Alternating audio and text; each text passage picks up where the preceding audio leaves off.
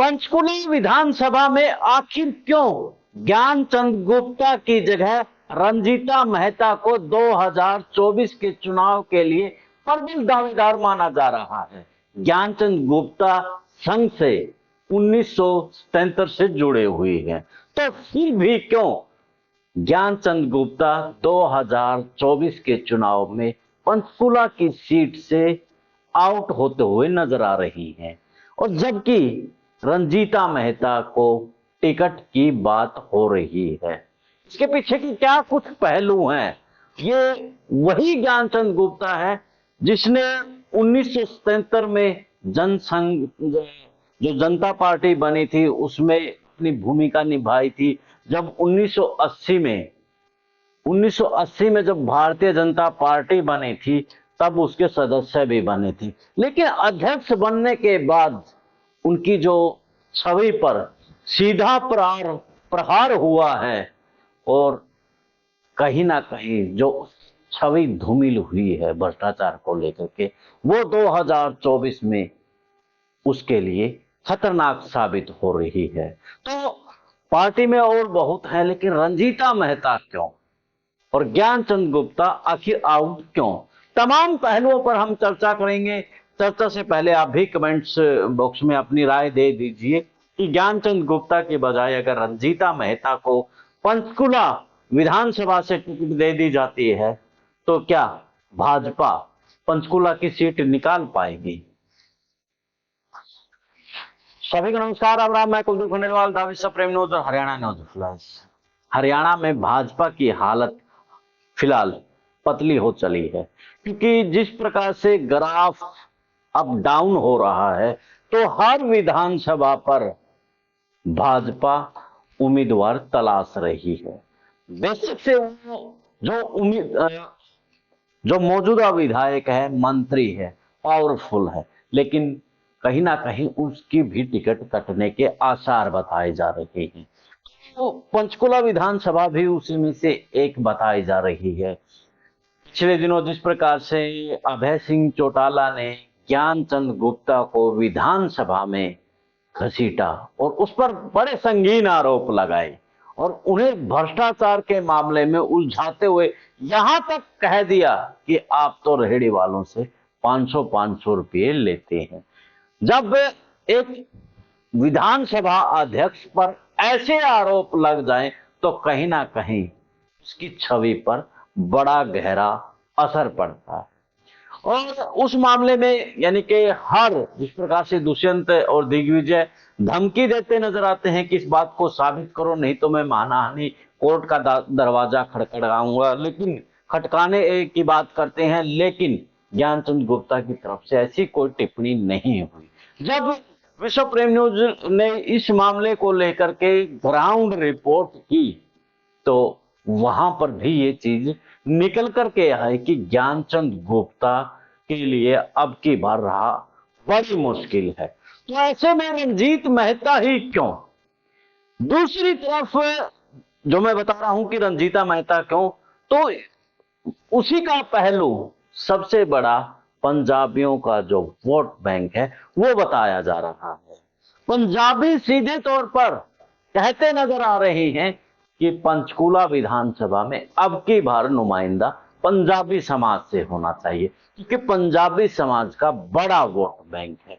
बेशक से मनोहर लाल खट्टर सीएम है, लेकिन अब की बार पंजाबी समाज का नुमाइंदा ही हमारा प्रतिनिधित्व करेगा। हालांकि जो पंचकुला सीट है उसे अग्रवाल समाज की सीट कहा जाता है, और 2009 से लेकर के अब तक अग्रवाल समाज का ही प्रतिनिधित्व यानी कि इस सीट पर करता आया है।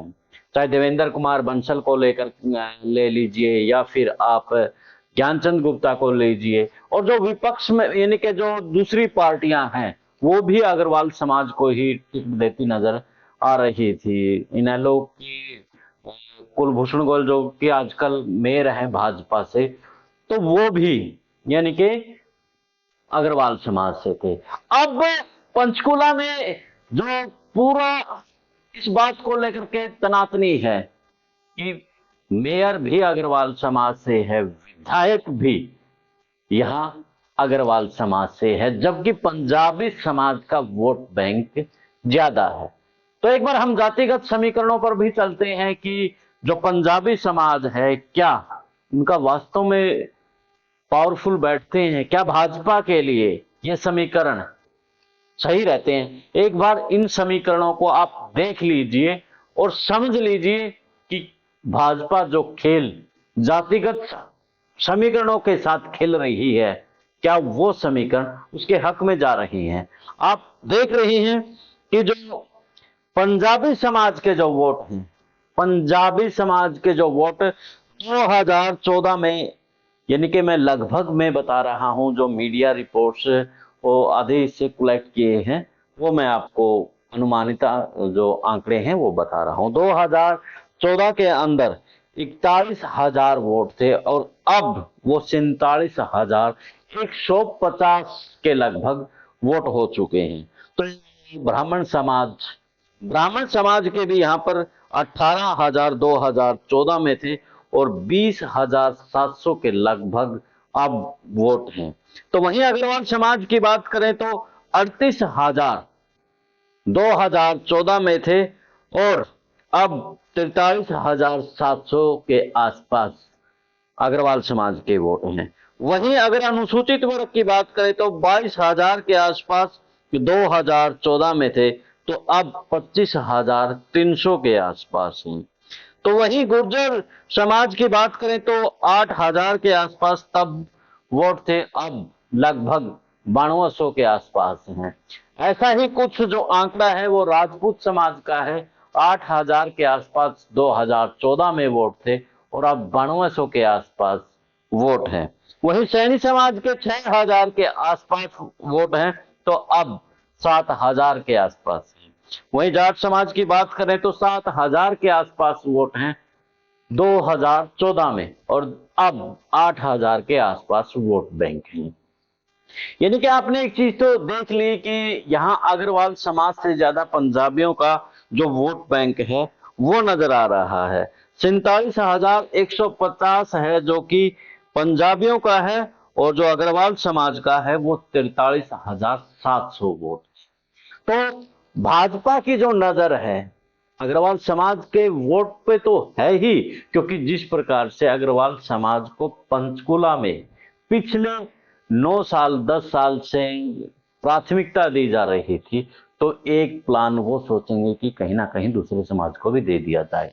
तो पंजाबियों के साथ में ब्राह्मण समाज का जो जिला अध्यक्ष बनाया हुआ है, यानी कि ब्राह्मण समाज को इस बात को लेकर के वो अपने पाले में डालने की कोशिश करेंगे। और जो ब्राह्मण समाज का जो वोट है वो फिलहाल 20,700 के आसपास है। तो बड़ी बात यही है कि जो यहाँ का जिलाध्यक्ष अजय शर्मा है, तो उसके वोट बैंक, इनके जिलाध्यक्ष भी एक विधायक जैसी पावर बीजेपी दे करके रखती है, तो उनको बड़ी पावर ब्राह्मण समाज को दी हुई है। अब तिगड़म यही समझ में आता है कि ब्राह्मण समाज, बनिया, पंजाबी और राजपूत और गुर्जर, क्योंकि जिस हिंदुत्व के कार्ड के साथ भाजपा खेलती है, तमाम हरियाणा में वो ना चले, लेकिन पंचकुला में गुर्जर समाज और राजपूत, खासतौर पर राजपूत में वो शायद चल सकता है। जो ग्राउंड की रिपोर्ट हम हर दिन निकाल रहे हैं, हर दिन आपके समक्ष लेकर के आ रहे हैं, उसमें भी आपको काफी जो ग्राउंड रिपोर्ट है उसमें भी आपको पता चलेगा कि किस प्रकार से ज्ञानचंद गुप्ता के खिलाफ एक माहौल है, खासतौर पर ग्रामीण जो क्षेत्र है। जो अगर हम जो 2014 के चुनाव की बात करें तो भाजपा की जो जीत, जब तब ज्ञानचंद गुप्ता चुनाव जब जीते थे और 2019 के चुनाव में आते आते उनका मार्जिन काफी कम हो गया था। अब बात करें 2014 के चुनाव में 44,602 वोटों से जीते थे ज्ञानचंद गुप्ता, यानी कि जो जीत थी वो बम्पर जीत थी, बड़ी जीत मानी जा सकती है। और जो उसका प्रतिद्वंदी था कुलभूषण, उस समय इनेलो पार्टी से टिकट मिला था, मात्र 25,314 वोट मिले थे। जो देवेंद्र कुमार बंसल 2009 में विधायक थे, वो तीसरे स्थान पर चले गए थे। हम ये कह सकते हैं कि 34.63% से 34.63% से चुनाव ज्ञानचंद गुप्ता जीते थे। और जो वोट शेयरिंग उस टाइम रही थी वो 54.28% रही थी। तो जो टोटल वोट उस टाइम थे हुए थे वो 59,916 वोट पड़े थे। तो ये बड़ी जीत उस टाइम यानी कि थी। और 2019 में आते आते वो 5700 के लगभग जीत रह जाती है। तो कहाँ तो 44,000 से जीते हैं, कहाँ वो मात्र 5700 से वोट जीते हैं। चंद्रमोहन के आने के बाद उनका जो ग्राफ है वो बिल्कुल कम चला गया था। और अब 2024 के चुनाव में फिर से कांग्रेस ऊपर होती नजर आ रही है। तो ऐसे में भाजपा रिस्क लेती नहीं आ रही। हाल फिलहाल रिपोर्ट ये भी आ रही है कि ज्ञानचंद गुप्ता चाह रहे हैं कि उनकी बजाय, जो चर्चाएं हैं कि उनकी पत्नी को टिकट दे दिया जाए। अब टिकट देगी या नहीं देगी वो समय तय करेगा। लेकिन हाल फिलहाल यही खबर आ रही है, जो चर्चाएं फैली हुई है विधानसभा में, कि रंजीता मेहता को टिकट दी जा सकती है। खैर, विश्व प्रेम न्यूज और हरियाणा न्यूज फ्लैश आप देखते रहिए। पंचकुला विधानसभा की अपडेट आप तक हर रोज हम पहुंचाएंगे और बताएंगे कि रंजीता मेहता के अलावा और भी कौन दावेदार हैं। क्या वो समीकरणों में टिक बैठते हैं? क्या वो ज्ञानचंद गुप्ता की जगह ले सकते हैं? और इसके अलावा कौन से मुद्दे पंचकुला में हावी हैं? ज्ञानचंद गुप्ता ने जो घोषणा पत्र में कहा था वो कितना वो करवा पाए हैं और कितना नहीं करवा पाए हैं। तमाम खबरों के लिए देखते रहिए द विश्व प्रेम न्यूज और हरियाणा न्यूज फ्लैश। फिलहाल मुझे दें इजाजत, मिलते हैं एक नए वीडियो, नए विश्लेषण, नए मुद्दे के साथ। तब तक मुझे दें इजाजत। जिंदाबाद।